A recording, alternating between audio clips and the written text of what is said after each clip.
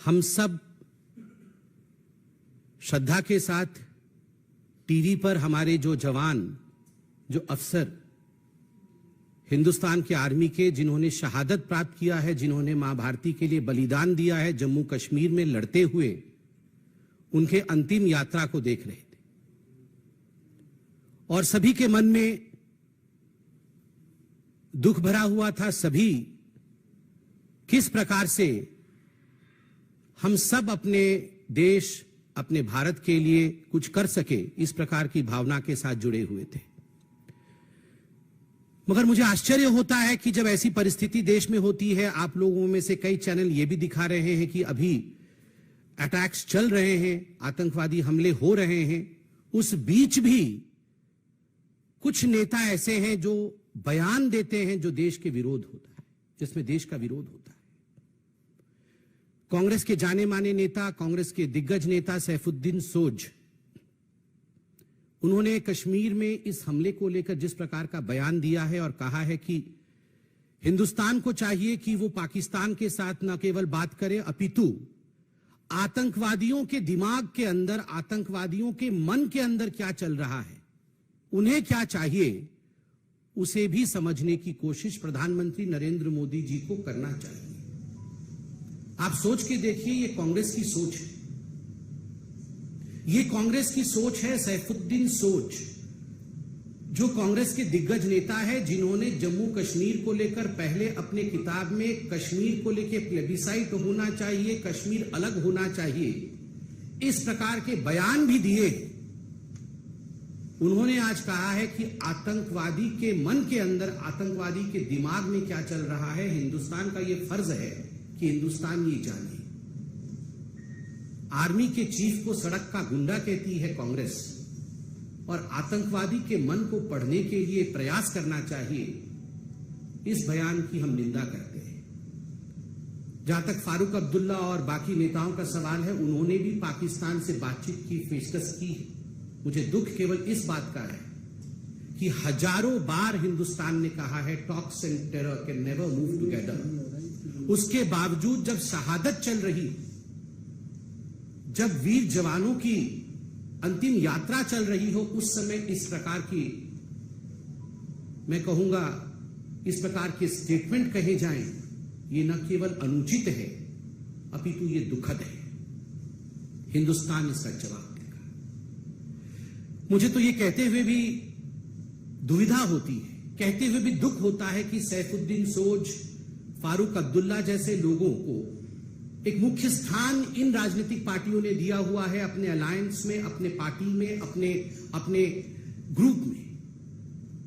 उनको बॉयकॉट नहीं करते, मगर बॉयकॉट करने की बात आती है तो लोकतंत्र में पत्रकारिता को किस प्रकार बॉयकॉट करना है, उसको लेकर ये लोग आगे बढ़ रहे हैं। ये जो इंडी अलायंस है,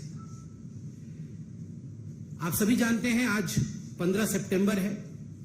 15 सितंबर यानी अंतर्राष्ट्रीय लोकतंत्र दिवस, इंटरनेशनल डेमोक्रेसी डे। आज के दिन जिस प्रकार का एक सर्कुलर ये इंडिया अलायंस या घमंडिया अलायंस कह लीजिए, उन्होंने जारी किया है और कुछ पत्रकारों का नाम, बकायदा नाम लिखकर जारी किया है। ये हिंदुस्तान के लोकतांत्रिक इतिहास में पहले कभी नहीं हुआ था कि इस प्रकार पत्रकारों के नाम के साथ कि हम उन्हें बॉयकॉट कर रहे हैं, एक सर्कुलर जारी किया जाए।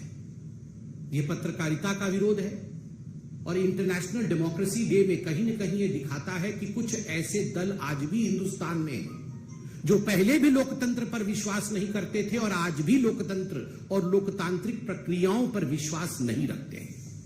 एक इतिहास है, there is a chronology in history. आप याद कीजिए, पंडित नेहरू हिंदुस्तान के पहले प्रधानमंत्री, 10 मई 1951, 1951, 10 मई 1951, हिंदुस्तान का पहला अमेंडमेंट, हिंदुस्तान के संविधान का जो पहला संशोधन होता है, वो संशोधन क्या था?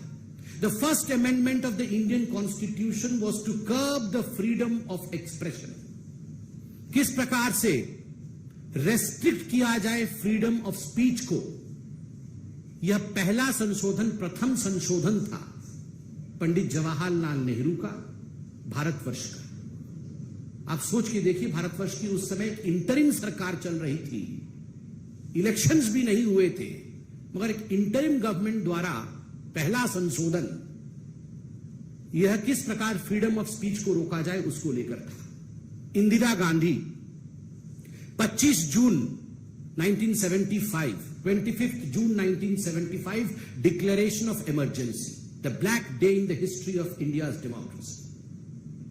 इतिहास में हिंदुस्तान के लिए एक काला धब्बा बना था जब इमरजेंसी लागू इंदिरा गांधी ने किया था और लाखों पत्रकारों को जिस प्रकार से प्रताड़ित किया गया था, संपादकीय तक पत्रकार लिख नहीं पाते थे। पुलिस बैठकर देखती थी वहां पर कि संपादकीय में कहीं इंदिरा गांधी के विरोध में कुछ लिखा जा रहा है या नहीं लिखा जा रहा है।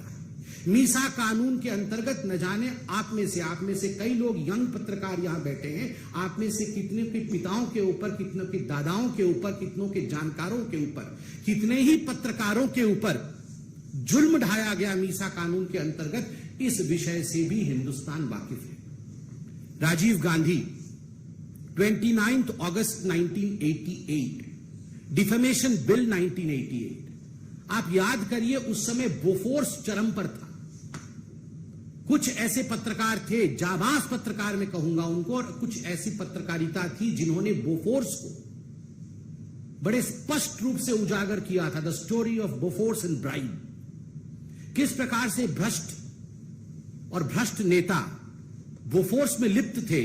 राजीव गांधी जी के इस चरित्र को उजागर करने का काम कुछ बहुत बड़े अखबारों ने किया था। उनको लेकर जिस प्रकार एक डिफेमेशन कानून लाने का प्रयास 1988 में राजीव गांधी की सरकार ने किया था, कानून ले भी आए थे, मगर हिंदुस्तान के इतिहास का वो पहला कानून बना जिसको वापस लेना पड़ा, क्योंकि पत्रकार जगत एक होकर खड़ा हो गए। There was unity amongst the media people. सारे मीडिया के लोग एक होकर खड़े हो गए, जाग उठे, हिंदुस्तान जाग उठा और अंततोगत्वा प्रेस कॉन्फ्रेंस करके राजीव गांधी को डिफेमेशन बिल 1988 वापस लेना पड़ा, जिसमें उन्होंने सोचा था कि जो गांधी परिवार के खिलाफ या उनके खिलाफ लिखेगा उसे सजा दी जाएगी। राहुल गांधी जी से मैं सवाल पूछना चाहता हूं, लिस्ट तो आपने जारी की है, क्या यह लिस्ट मोहब्बत की दुकान की लिस्ट है? समान नफरत का और दुकान मोहब्बत का? ऐसा तो कभी नहीं हो सकता। You have shown your contempt against media. Hindustan के लोकतंत्र में जो चौथा स्तंभ है, the fourth pillar of Indian democracy, that is media. Media के प्रति जिस प्रकार का नफरत आपने प्रदर्शित किया है, मैं आपसे पूछना चाहता हूं, क्या यह मोहब्बत की दुकान? कदाचित नहीं। मित्रों, जब ये नेता सवाल पूछते हैं, कांग्रेस पार्टी के नेता जब सवाल पूछते हैं कि सर्जिकल स्ट्राइक में हमें सबूत चाहिए, जब कांग्रेस पार्टी के नेता और आम आदमी पार्टी के नेता ये सवाल पूछते हैं कि सर्जिकल स्ट्राइक और एयर स्ट्राइक फर्जी था, आप हमें सबूत ला के दिखाइए, गिव अस द एविडेंस। जब कांग्रेस पार्टी के दिग्गज नेता पूछते हैं कि भगवान राम किस कमरे में पैदा हुए, बताओ इस कमरे में पैदा हुए या उस कमरे में पैदा हुए। जब किसी दूसरे पॉलिटिकल पार्टी जो आज घमंडिया अलायंस में है उसके नेता पूछते हैं भगवान राम ने किस इंजीनियरिंग कॉलेज से इंजीनियरिंग की, बताइए। जब ये सवाल पूछते हैं तो ठीक है, जायज है, इनको बॉयकॉट नहीं किया जाएगा। मगर जब पत्रकार डिबेट में सवाल पूछ लेता है इनसे कि आपके राज्य में भ्रष्टाचार क्यों हो रहा है, आपने जो आंकड़े प्रस्तुत किए थे वो आंकड़े गलत थे, सही आंकड़े ये है, क्या हिंदुस्तान की ग्रोथ स्टोरी आज विश्व में एक रिकॉर्ड नहीं कायम कर रही? क्या G20 सफल हुआ या नहीं हुआ? अगर इस प्रकार के सवाल कांग्रेस या इंडी अलायंस के दूसरे लोगों से पूछ लिया जाता है तो आप बन जाते हैं बॉयकॉट करने वाले पत्रकार। आपको बॉयकॉट कर देना चाहिए। क्यों?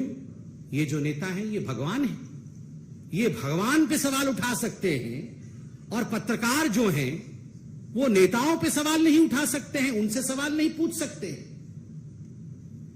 मित्रों, ये राहुल गांधी जब विदेश जाते हैं, अभी भी विदेश में है जहां तक मैं जानता हूं, कुछ प्राइवेट मीटिंग वगैरह कर रहे हैं, आज मैंने देखा है सोशल मीडिया, श्याम पित्रोदा ने बताया प्राइवेट मीटिंग गुप्त रखी जाएगी, बताया नहीं जाएगा।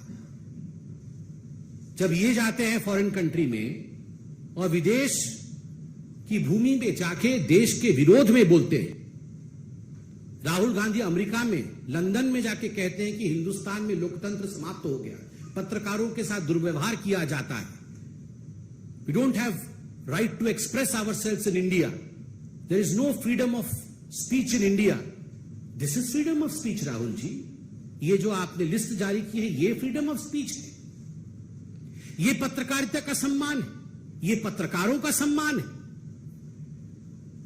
ये जो बॉयकॉट करके आप सम्मान दिखा रहे हैं डेमोक्रेसी का, ये आज पूरा विश्व देख रहा है, पूरा हिंदुस्तान देख रहा है। और मित्रों, आप सब पत्रकार बैठे हैं यहां पर, और आपके माध्यम से और टीवी के कैमरे के माध्यम से मैं करोड़ों पत्रकारों से आज सवाल पूछता हूं, क्या ये जो 14 नाम लिखे गए हैं ये बॉयकॉट के नाम है या ये टारगेट लिस्ट है? क्या इनको केवल बॉयकॉट किया गया है या इनको टारगेट करने के लिए इनके नाम जारी किए गए हैं? मैं ये सवाल पूछता हूं। ये हिट लिस्ट है। कुछ ऐसे पत्रकार हैं जो डिबेट नहीं करते, जो डिबेट नहीं करते हैं, आप उनमें गेस्ट भेजेंगे ही कैसे? तो उनके नाम क्यों रखे गए हैं? टारगेट करने के। एफआईआर डालेंगे, आपको छोड़ेंगे नहीं, आपको मसल के रख देंगे।